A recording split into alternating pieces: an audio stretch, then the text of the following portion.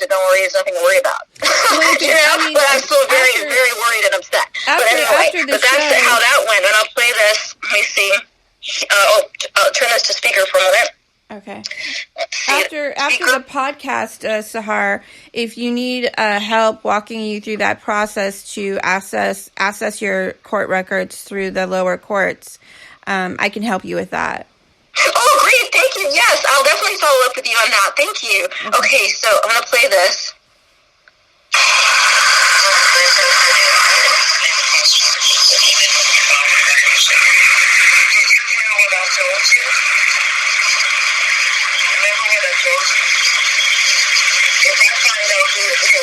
There's a court document.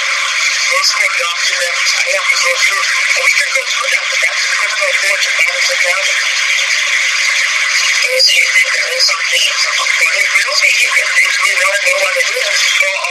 Are you able to hear it? It's very bad. You know what? I wonder if there's like an audio technician that can isolate these conversations for you. Okay. I'll reach out to a friend of mine, I think Jonathan or somebody, but one of them might be able to help you isolate the sound on some of these audios. Oh, that'd be great. Okay, thank you. Okay. Well, I guess this concludes the fourth part of the series, and you want to do a fifth part? That would be great.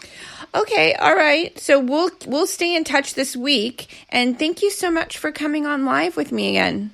Okay, I'll try to, I don't know, how realistic it is, but, I'm flexible on my end, so I'll try to coordinate, if it could be something that somebody could help with to make it easier to hear, something for a future part, then that'd be even better probably for the audience, because I was able to gather a lot of evidence, but I never imagined, because the reason I was so motivated to gather all the evidence is I thought, well, once I gather the evidence, it must be that they don't think I have enough evidence for something. They find it hard to believe. Once I gather the evidence, police are going to file a report and they'll investigate everything. They'll take steps to help to make this nightmare end.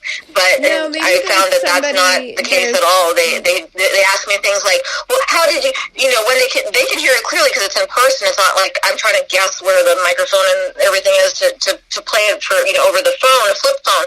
But in person, they can hear it fine. And instead of worrying about like, oh, it's terrible, they were planning to abduct you at gunpoint, maybe we should, refer this to the FBI or something. They're like, how did you get that recording? Like they're trying to see if they have grounds to arrest me for violating the organized criminal's privacy or something. Well, let's not go into that on the show. I checked. I did actually get the recordings that I played. I got those recordings lawfully. So it has to do with like certain things. It does matter by jurisdiction. It matters if you're part of the conversation. It matters if it was something that from a place where they shouldn't reasonably expect to have privacy, like like you're outside. You didn't put something in their apartment. You're outside their apartment, and they're speaking loudly enough you can hear what they're saying and stuff, things like that. And the lawyers told me that it is legal how I got the files that I've played. So at least the ones I've played, I would have to maybe check all my inventory, see if all of them and what have you. But I think they are too. So I try to be really good about that, because I never know, somebody might just, when they're seeking to abduct me, they might also just seek to grab my stuff. But these ones I checked with an attorney, with attorney, actually more than one, because I checked Canada and the States and laws that apply, because like some of them, like the thing with my mom, that was in Alabama, and then the thing with the organized criminals planning, that was in Canada, in Toronto, Ontario. Okay, so you have those lawfully. Yes. But apparently not so audibly as far as the quality, so that hopefully we get that better. Maybe we can find someone to help you isolate the conversation a little better.